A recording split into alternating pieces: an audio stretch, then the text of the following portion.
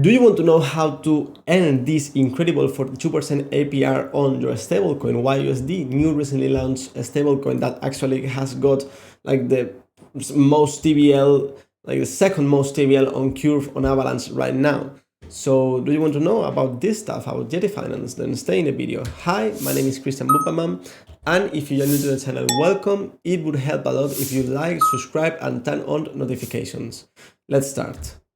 So today we're going to talk about Yeti Finance. Yeti Finance is a borrowing and lending platform different than any other borrowing and lending platforms because it lets you borrow your entire portfolio, any type of collateral with leverage and with a 0% interest. So there's a lot of borrowing and lending platforms, but Yeti Finance has innovation. For example, if you wanted to borrow on Benki or in Trader Joe or in Aave, you will be able to deposit this type of assets, this type of collaterals, and you will be receiving an APY for depositing, but you will also be paying an APY for borrowing. But with Yeti Finance, you will be able to deposit any type of collateral and you will not pay any type of interest by borrowing with that collateral. Why is that? Because they have their own stablecoin, YUSD. So you will be able to create a trove where you can deposit any type of token and you will be borrowing, if you want to, YUSD, this over-collateralized stablecoin. We could think about YUSD the same thing as meme. Like Yeti Finance could be abracadabra.money and YUSD meme. The difference is abracadabra doesn't have any type of collateral allowed, and abracadabra doesn't let you leverage till 21x. So, and well, Yeti Finance is natively on Avalanche and Abracadabra is in different chains.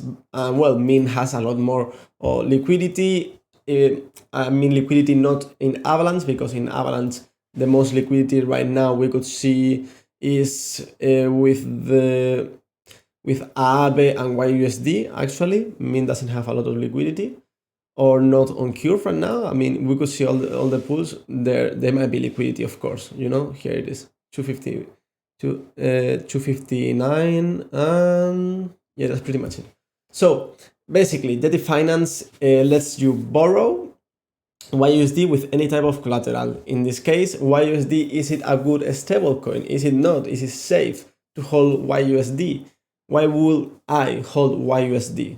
What's the incentive? Because if there is a lot of fat going on with USD, that has a lot more time on the market, why would I hold YUSD if I don't want to hold USD? That I'm not saying I will not hold USD, but you know, there's like a lot of fat recently with stablecoins. So YUSD is an over collateralized stablecoin because you will be depositing collateral and you will be borrowing with that collateral YUSD.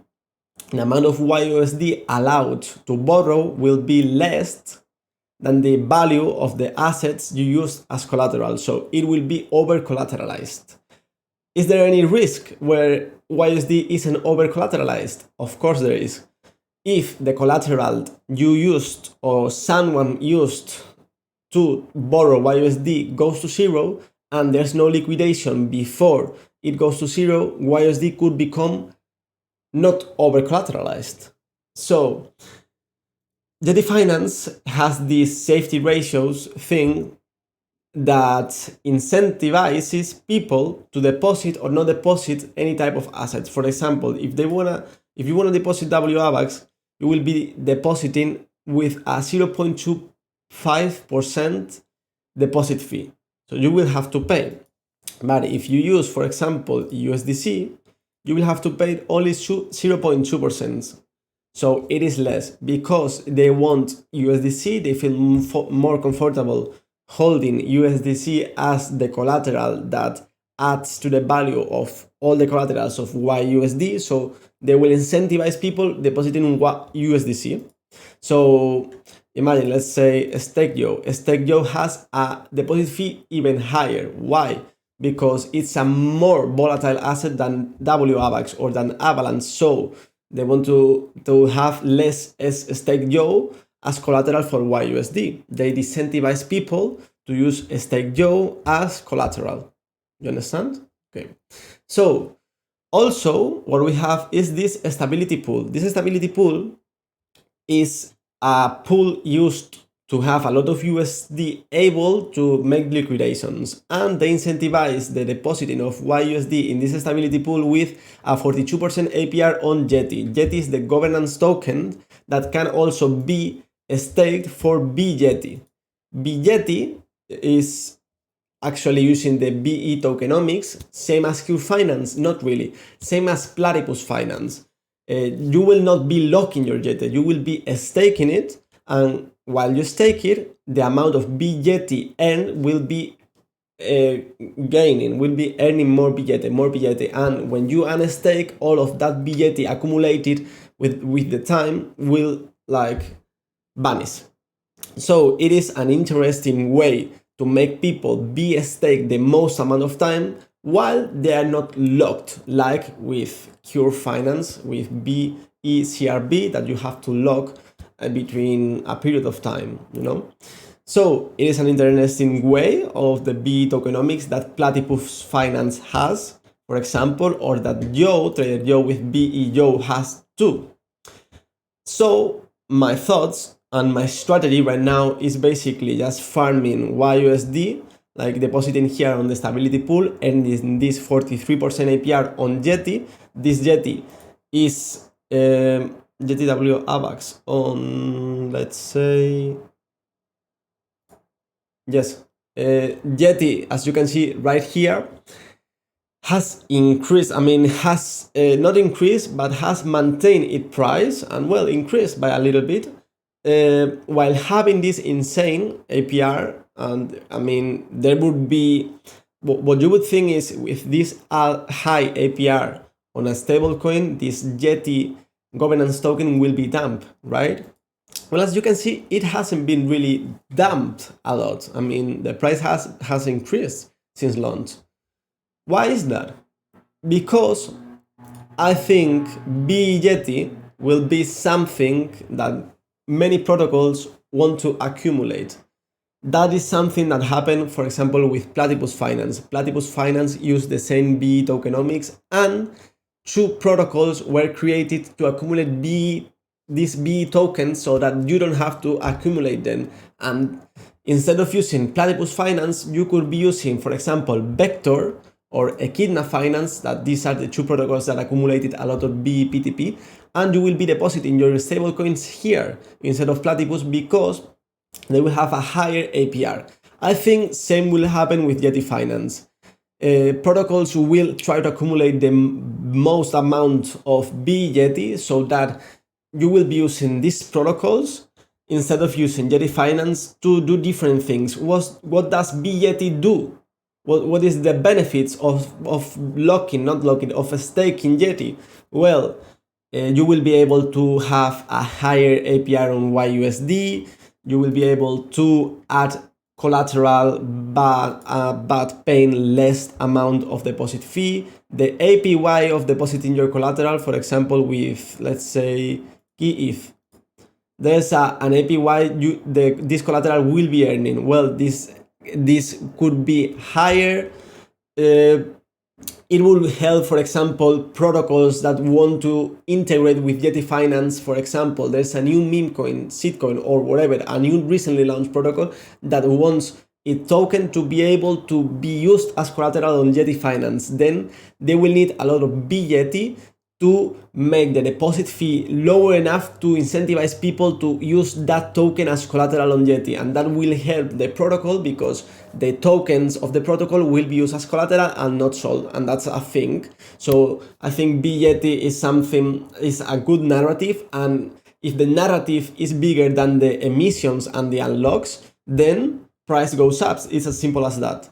So Another strategy that I think would be cool, or it is a good strategy, would be staking the Curve LP tokens. It is a much more secure strategy if you don't believe on YUSD and it maintaining the peg, because you are depositing this LP token with YUSD, USDC, and USDT.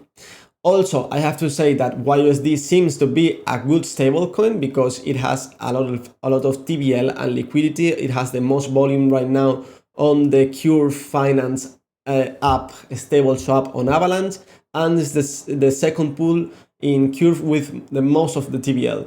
So I like Yeti. I like this APR. I will be using it, and in fact, I have been using it. APR has gone down since its launch because more TVL has come into the stability pool, and well, also this APR will vary depending on the price of Yeti. So Yeti goes up to $2. Well, if it was at $1 with a 30% APR, at $2 will be 60 because Yeti prices went up.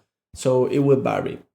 And that's pretty much it. I think Yeti will be a very good protocol for the whole Avalanche ecosystem because it will unlock, I think, hundreds of millions of liquidity onto this ecosystem, because if you can borrow your entire portfolio to take a loan with YUSD and use this YUSD, I think a lot of money will be used as collateral to borrow YUSD. So it will be good for the overall Avalanche ecosystem. Will it help Trader Joe get more revenue because there's more trades, and there's more trades, there's more fees, more revenue to the protocol, more revenue for stake Joe. So Joe prices goes up, or for example, YUSD gets integrated onto Platypus, and then Platypus is another stable swap like Yeti Finance and get more revenue because there's more swaps on Platypus. PTP goes up, maybe. We have maybe Vector. I think Vector will be the main protocol that will be like trying to stake a high amount of Yeti, because they've done this with PTP and now they are doing it with Joe to stake BEO, and they just recently launched this with the Joe Ras.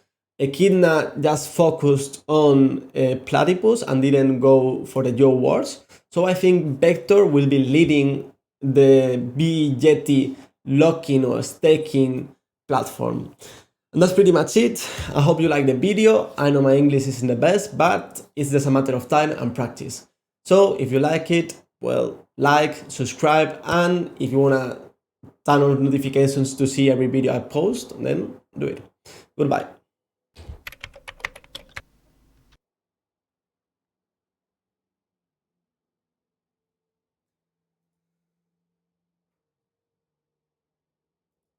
I think I did good.